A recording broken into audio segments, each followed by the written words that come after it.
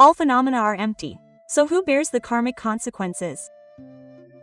Dear friends, in Buddhism, there are teachings that, at first glance, seem very gentle and beautiful, but upon deeper reflection, can shake the learner's mind to its core. One such teaching is the statement that all phenomena are empty. Many people, upon hearing this, feel comforted, thinking that if everything is empty, then suffering is also unreal, and loss will eventually pass. Hearing this, their minds feel somewhat lighter. But then, upon deeper reflection, another question begins to rise, silently and persistently. If everything is empty, then who is suffering? If there is no real self, then who is practicing? And even more importantly, if all phenomena are empty, then who creates karma and who will bear the karmic consequences? This question is not only for those new to the path. Many longtime practitioners who read the Prajnaparamita Sutra, chant the Diamond Sutra, and study emptiness have also encountered this question at some point. Some, unable to resolve it, become doubtful, others, afraid, avoid it. And still others, misunderstanding it, fall into dangerous territory, believing that since everything is empty, there is no need to practice, no need to observe precepts, and no need to distinguish between good and evil. It is at this point that Buddhist teachings can become a path to liberation, but if misunderstood, can also become a double-edged sword that destroys the faith and moral conduct of the practitioner. Today's Dharma talk is not intended to debate terminology, nor to prove anything profound, but simply to reflect together on a very real, very human question. Is there ultimately a contradiction between emptiness and karmic consequences? And if there is no contradiction, where should a practitioner stand to neither cling nor let go? Namo Nagarjuna Bodhisattva Mahasattva.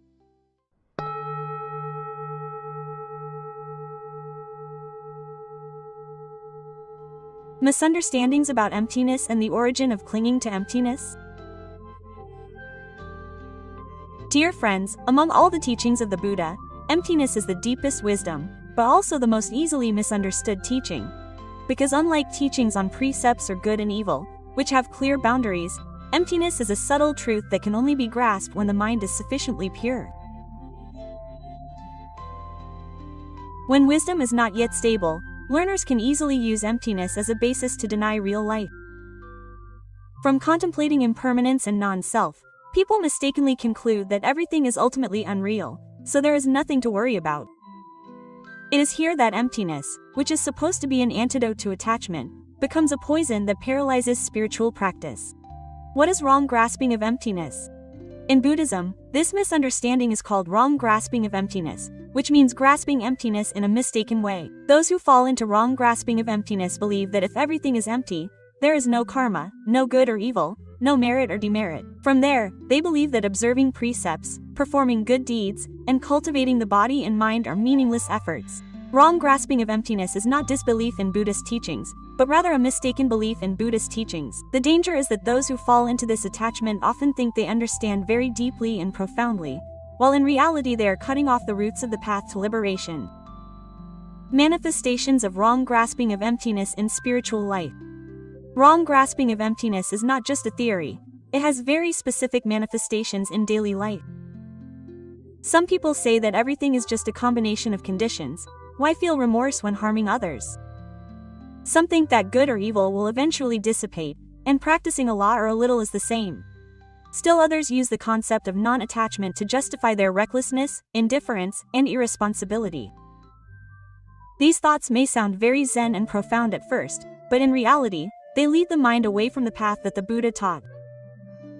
Instead of making the mind lighter, they make the mind barren. Instead of opening up compassion, they close people's hearts. Why is wrong grasping of emptiness especially dangerous?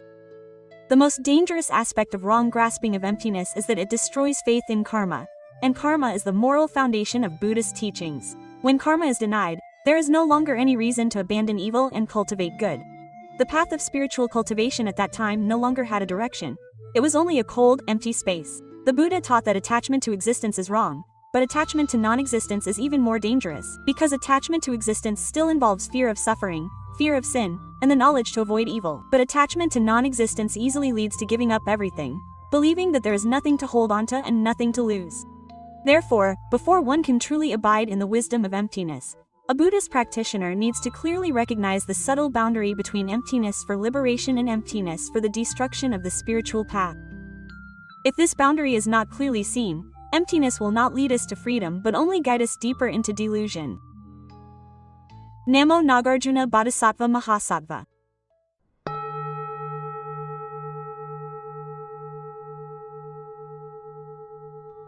The young monk questioned Nagarjuna Bodhisattva, "If there is no self, then who bears the consequences?" Dear friends, isn't the question, if all phenomena are empty, then who bears the karmic consequences? A common question among people? More than 1,000 years ago in ancient India, this question shook a large monastic community and became the starting point for a dialogue that has been passed down in Buddhist history. At Nalanda Buddhist University, there was a young monk renowned for his intelligence, understanding 10 things from one example, and especially deeply immersed in the Prajnaparamita teachings. For him, concepts like non-self, impermanence, and emptiness were not unfamiliar. This monk could fluently explain that a person is only a temporary combination of form, feeling, perception, volition, and consciousness, that in every moment, the body and mind arise and cease, and there is no fixed self that exists from yesterday to today. Because of his deep understanding, strong doubts also arose. One day, while meditating, the young monk suddenly realized a contradiction that he could not resolve. If the body and mind are different in every moment, then the self of yesterday is no longer the self of today. So, if an unwholesome karma was created yesterday, who is the one who must bear the consequences today? Where will karma attach itself if there is no fixed subject to bear the consequences? The more he thought, the more confused the young monk became. What once gave him confidence now became a burden. If karma has no recipient, where will good deeds go? What is the meaning of diligent practice, strict adherence to precepts, and cultivating compassion? Is it all just a grand play, in which no one is truly responsible for anything? Carrying this doubt, the young monk sought out Nagarjuna Bodhisattva, the great commentator who expounded the doctrine of Madhyamaka. But this meeting was not only to seek the Dharma but also a fundamental questioning. Standing before Nagarjuna Bodhisattva, the young monk respectfully bowed and then frankly asked. He said that the Buddha taught that the 5 aggregates are impermanent and selfless, that every phenomenon has no inherent nature, that the self is merely a temporary designation. If that is the case, how can the creator of karma and the recipient of karma be the same? The self of yesterday has ceased to exist, the self of today is newly born, so where should the karmic retribution fall? If the consequences have nowhere to fall, how can cause and effect stand firm? Not stopping there, the young monk went even further. He said that if all phenomena are like illusions, bubbles, and reflections of the moon in water, then what is the difference between diligently practicing, keeping precepts, and doing good deeds every day and someone talking to emptiness? If in the end everything dissolves, then isn't all that arduous effort useless? As soon as these words were spoken, the atmosphere in the assembly hall became silent. This was no longer an academic question but a direct challenge to the foundation of the spiritual path. If it could not be answered, not only one person would be shaken, but many others could also fall into deep doubt. Nagarjuna Bodhisattva listened to everything, his expression remaining calm, showing no sign of rejection or hasty rebuttal. He understood that this question did not arise from a frivolous mind but from an intellect reaching the dangerous boundary between liberation and annihilation. And at that very boundary, just one wrong step could cause the seeker to stray far off course. He smiled gently, not immediately answering with profound logic but preparing to lead the young monk and the entire assembly to a deeper understanding, transcending the rigid opposition between existence and non-existence.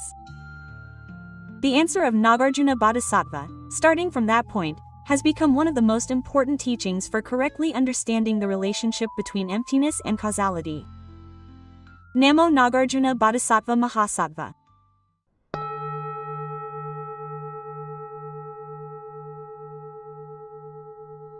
Nagarjuna Bodhisattva enlightened that phenomena are not without effect, nor are they completely non-existent. Dear friends, before the sharp questions of the young monk, Nagarjuna Bodhisattva did not rush to present arguments or quote scriptures. He understood that the problem lay not in a lack of knowledge but in the way of seeing. Buddhist practitioners easily get stuck in words and phrases, taking only half of the truth and denying the other half. He gently asked the young monk a seemingly ordinary question. If a person is chased by a wild animal in a dream, their heart races, and they sweat profusely. When they wake up, they realize it was only a dream.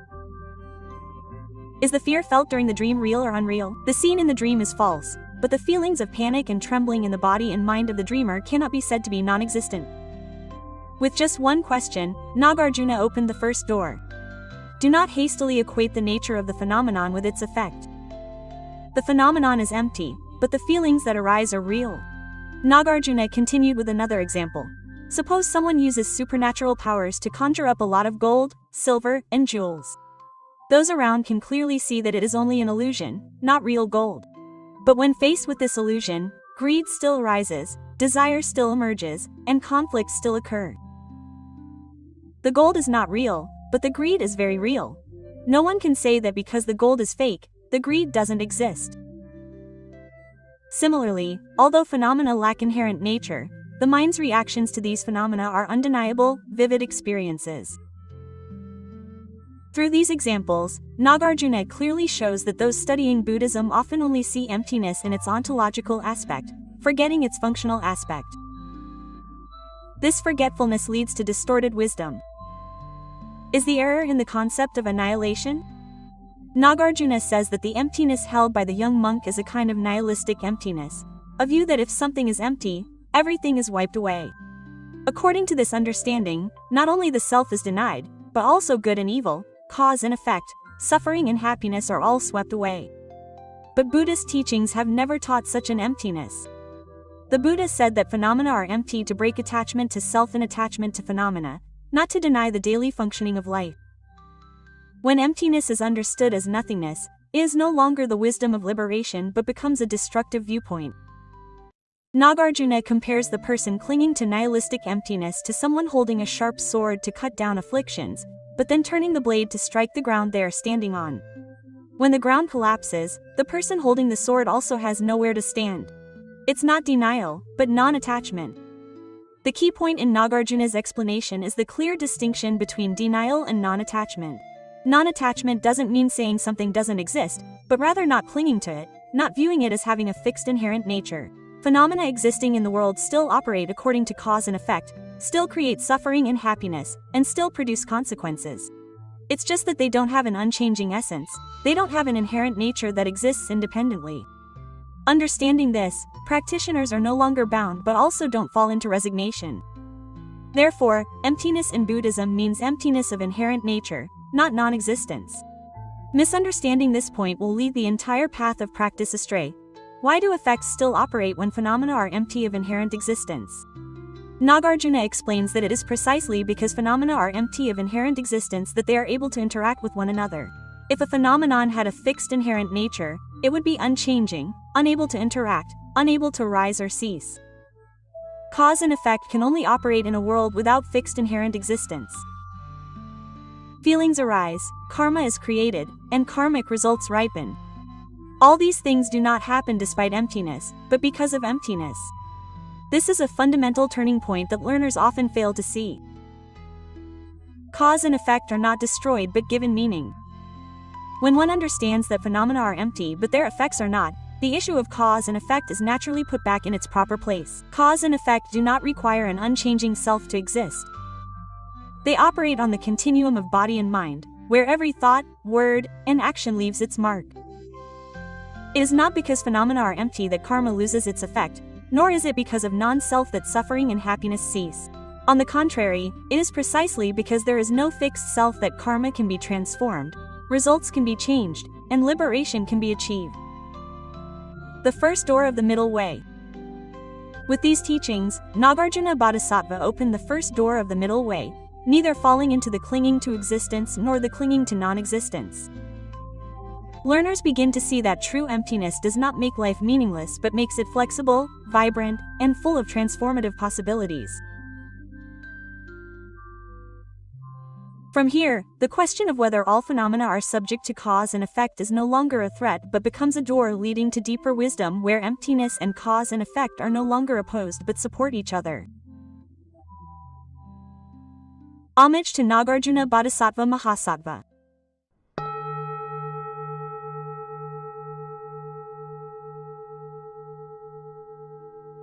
Why is emptiness the foundation of cause and effect?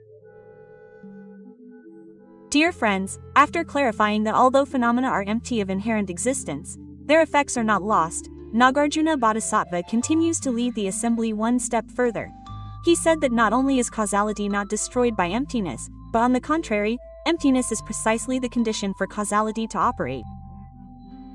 If one does not understand this point, the student will forever place emptiness and causality at opposite ends.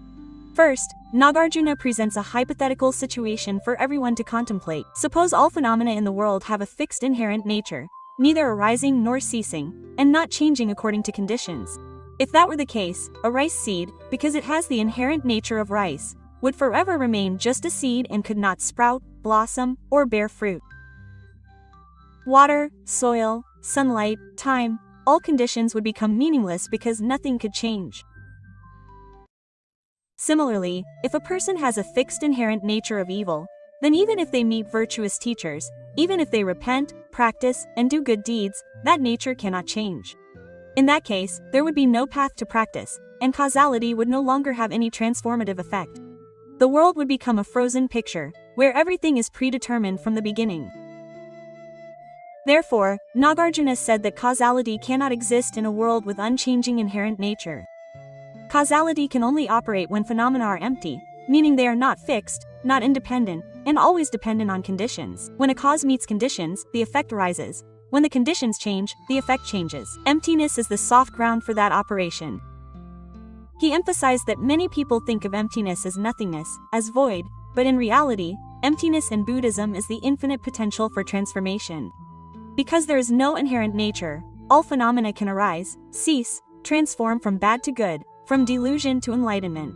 If phenomena were fixed in meaning, then liberation would forever be impossible. From here, Nagarjuna leads the assembly back to the doctrine of dependent origination that the Buddha taught. Dependent origination is not a secondary doctrine, but the concrete operational aspect of emptiness.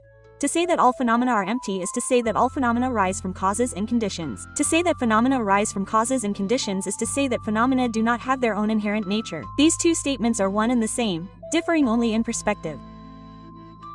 In this spirit, karma is not a chain that binds people, but a flow that can be redirected.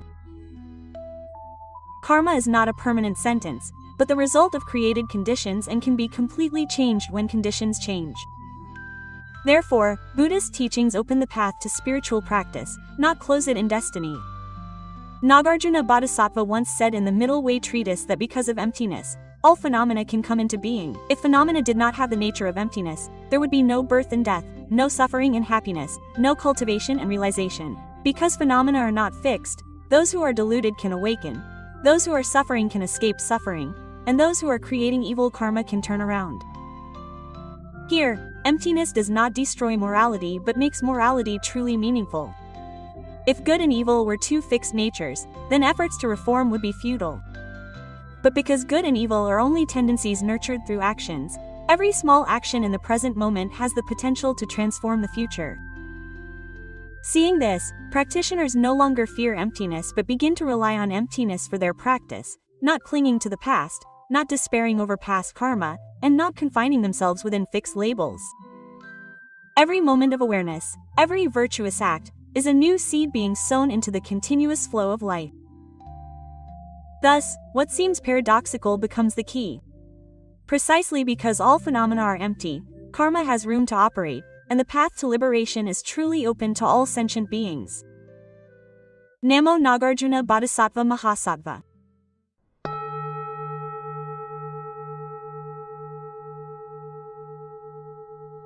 Who is the one who receives the karmic retribution? The continuous stream of life. Dear friends, after listening to Bodhisattva Nagarjuna's clear explanation that emptiness is the foundation for the operation of karma, the young monk felt somewhat relieved. However, at the deepest level of consciousness, a question remained unresolved. If there is no fixed self, if all phenomena arise and cease in every moment, then who ultimately receives the karmic retribution? What does karma operate on? When there is no unchanging soul, there is also no enduring subject from the past to the present.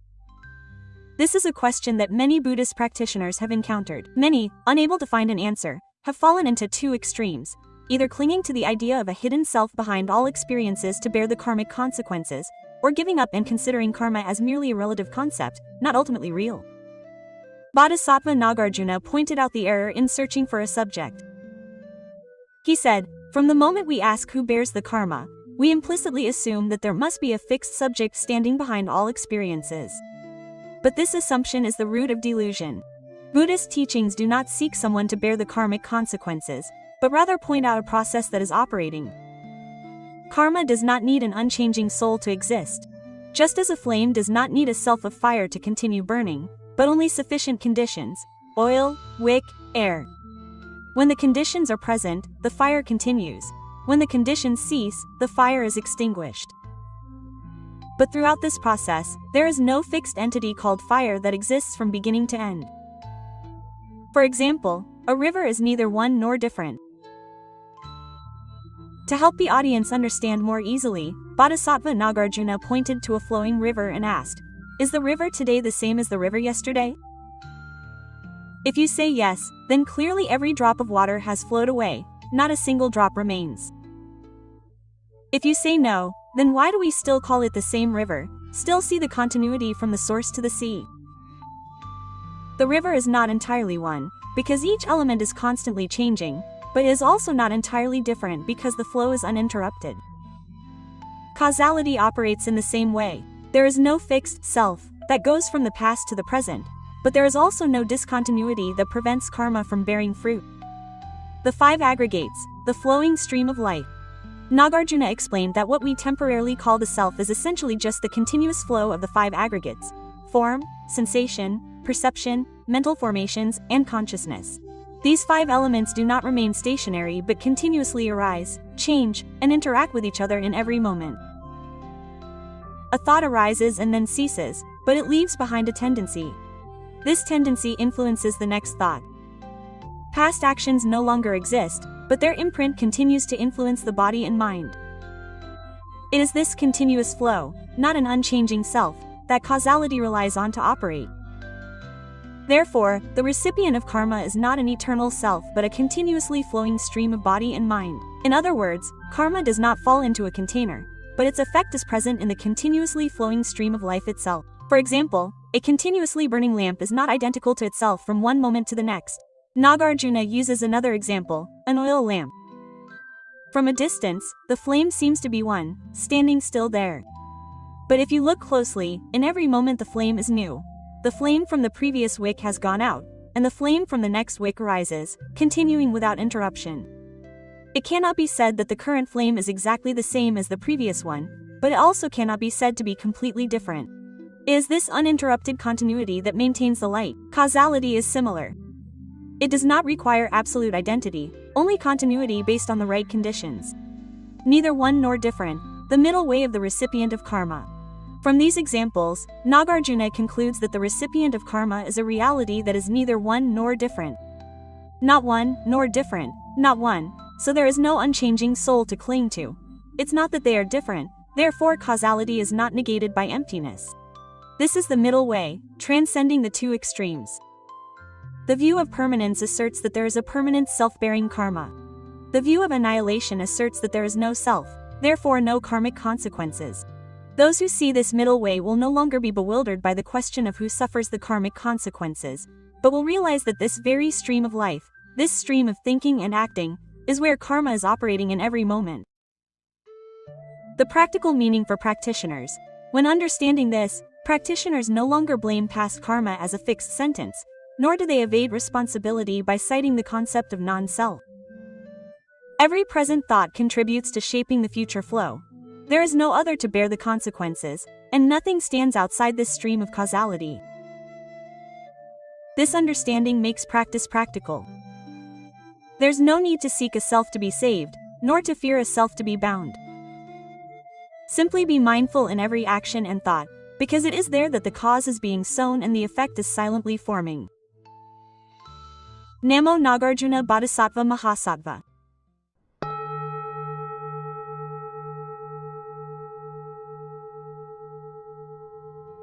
Conclusion on practicing between emptiness and causality. The middle way deliberation. Dear friends, after completing this journey, reflecting from the emptiness of phenomena to the continuous stream of life, the question that initially seemed to unsettle practitioners now gradually appears in a different light. Emptiness and causality are not opposed to each other but rely on each other to function. Understanding this, Buddhist practitioners no longer have to stand between two shores of doubt. Emptiness helps us not to cling to the self, not to cling to success or failure, not to cling to suffering or happiness, and not to cling to the fixed labels we often attach to ourselves and others. Seeing that all phenomena are without inherent nature, the mind becomes light, no longer bound by the past or fearing the future. This is the liberating aspect of Buddhist teachings. But if one stops there and forgets causality, emptiness will become a cold void. The law of cause and effect reminds practitioners that every thought, word, and action leaves an imprint on this continuous stream of life. There is no unchanging self to bear the karma, but nothing is lost without reason. In every present moment, the cause is being sown, and the effect is silently taking shape. True practice is living in the middle way. In understanding, one clearly sees that all phenomena are empty, so the mind does not cling. In action, one deeply believes in cause and effect, so the body and mind do not wander aimlessly. A practitioner does not escape life by clinging to emptiness, nor is swept away by life due to attachment to existence. Every step in life is an opportunity to practice mindfulness. When understanding this, the practitioner no longer asks who will bear the karma, but naturally lives more responsibly with each thought and action. Not because of fear of punishment, but because of clearly seeing the intricate causal relationship between oneself and life. Not because of a desire for blessings, but because compassion and wisdom are cultivated simultaneously. Emptiness sets us free, while cause and effect keeps us grounded. One breaks attachments, the other upholds the Dharma. These two things combined create the complete path to liberation that the Buddha pointed out. Dear friends, seeing emptiness to lighten the heart, and believing in cause and effect to live virtuously, this is the path of practice in everyday life. Thank you for listening with a devout heart. May each of us, on this continuous stream of life, know how to sow seeds of mindfulness and peace in the present moment. Namo Langshu Bodhisattva Maha Bodhisattva. Namo Shakyamuni Buddha.